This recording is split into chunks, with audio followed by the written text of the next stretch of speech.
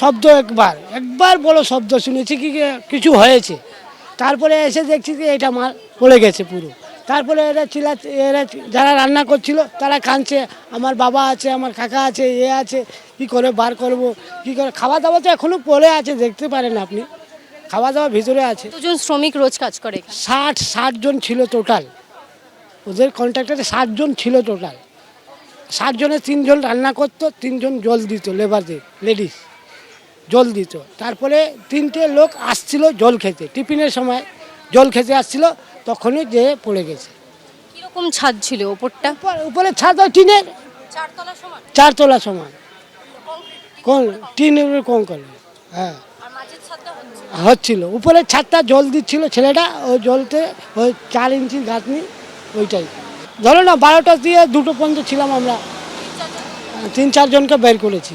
পারছিলেন না কেন, মানে ওরকম চাপা পড়ে গেছে তো, বড় বড় লোহা আছে, কি করে বার করবো বলুন না।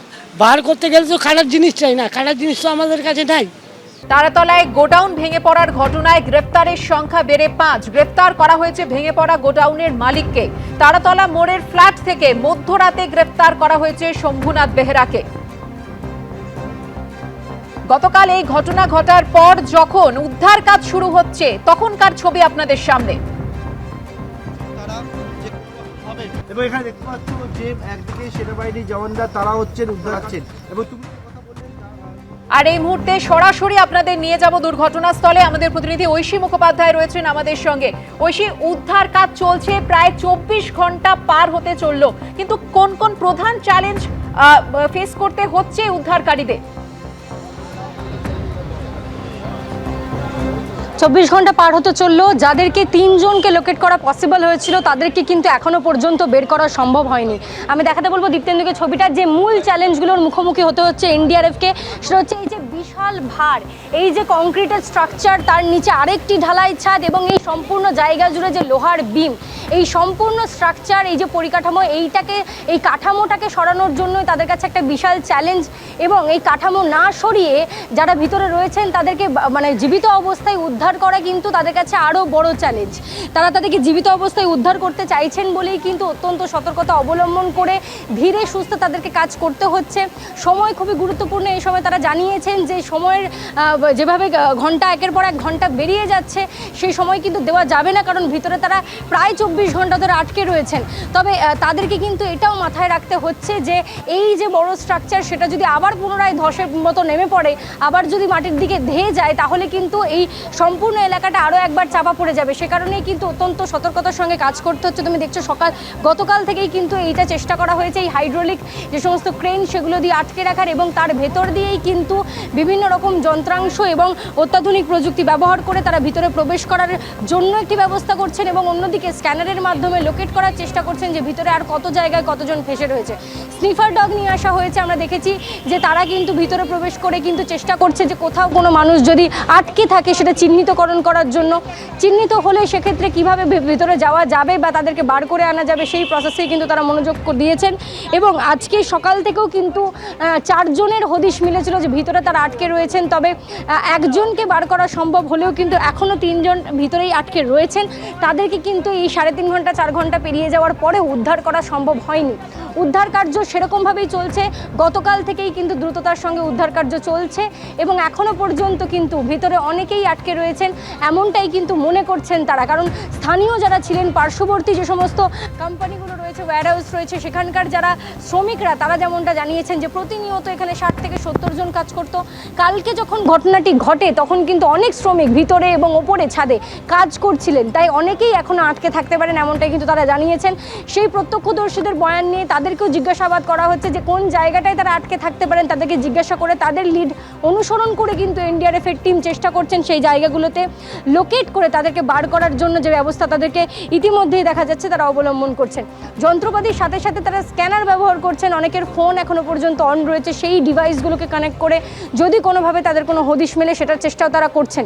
যদি কাউকে পাওয়া যায় সেক্ষেত্রে তারা যে সমস্ত প্রাথমিক ব্যবস্থাগুলো নিচ্ছেন, তাদের জন্য ট্যাবলেটস থেকে শুরু করে জল এবং সর্বোপরি সর্বোপরি অক্সিজেন তাদেরকে দেওয়ার চেষ্টা করা হচ্ছে এবং তারপরে তাদেরকে স্থিতিশীল যাতে রাখা যায় সেই ব্যবস্থা তারা করছেন। হাসপাতালে নিয়ে যাওয়া হচ্ছে, তুমি দেখেছো যে সকালবেলায় লাস্ট অ্যাম্বুলেন্স বেরিয়েছে এখান থেকে, তার পরবর্তী সময়ে 4 ঘন্টা কেটে যাওয়ার পরেও আর কোনো অ্যাম্বুলেন্স এখান থেকে যায়নি, তার মানে উদ্ধার করা কাউকে সম্ভব হয়নি। তবে কাজ কিন্তু লাগাতার তারা চালিয়ে যাচ্ছেন, তাদের সেই প্রচেষ্টার কোনো অন্ত নেই। তারা চেষ্টা করছেন যারা জীবিত অবস্থায় তাদেরকে যেন উদ্ধার করতে পারেন এবং সেই কাজই কিন্তু তারা চালিয়ে যাচ্ছে। একেবারেই ঐশী, যুদ্ধকালীন তৎপরতায় উদ্ধার কাজ চলছে, প্রত্যেক মুহূর্তে আমাদের নজর রয়েছে এই উদ্ধার কাজের দিকে। তুমি আমাদের সঙ্গে থাকো। গতকাল যখনই ঘটনা ঘটে বেলা 12:07 নাগাদ, তারপর প্রথমে উদ্ধার কাজের জন্য এগিয়ে আসেন স্থানীয়রা। প্রত্যক্ষদর্শীরা কি জানিয়েছেন শোনাবো আপনাদের। বড় শব্দ একবার বড় শব্দ শুনেছি কি কিছু হয়েছে, তারপরে এসে দেখছি যে এটা মাল পড়ে গেছে পুরো। তারপরে এরা যারা রান্না করছিল তারা কাঁদছে, আমার বাবা আছে, আমার কাকা আছে, আছে, কি করে বার করব, কি করে। খাওয়া দাওয়া তো এখনো পড়ে আছে, দেখতে পারেন আপনি, খাওয়া দাওয়া ভিতরে আছে। দুজন শ্রমিক রোজ কাজ করে, 60 জন ছিল টোটাল, ওদের কন্ট্রাক্টরে 60 জন ছিল টোটাল। 60 জনে 3 জন রান্না করতো, 3 জন জল দিত, লেবারদের লেডিস জল দিত। তারপরে 3টে লোক আসছিল জল খেতে, টিফিনের সময় জল খেতে আসছিল, তখনই যে পড়ে গেছে। কিরকম ছাদ ছিল ওপরটা? উপরে ছাদ ওই টিনের, 4 তলা সমান, কোন টিনের কঙ্কল। হ্যাঁ হচ্ছিল, উপরে ছাদটা জল দিচ্ছিল ছেলেটা, ওই জলতে ওই 4 ইঞ্চি গাঁথনি ওইটাই। ধরো না 12টা দিয়ে 2টো পর্যন্ত ছিলাম আমরা, 3-4 জনকে বের করেছি। আগে থেকে পারছিলেন না কেন, মানে ওরকম চাপা পড়ে? তো চাপা পড়ে গেছে, তো বড় বড় লোহা আছে, কি করে বার করবো বলুন না। বার করতে গেলে তো কাটার জিনিস চাই না, কাটার জিনিস তো আমাদের কাছে নাই। পুরো বিল্ডিং নিয়ে বসে গেল।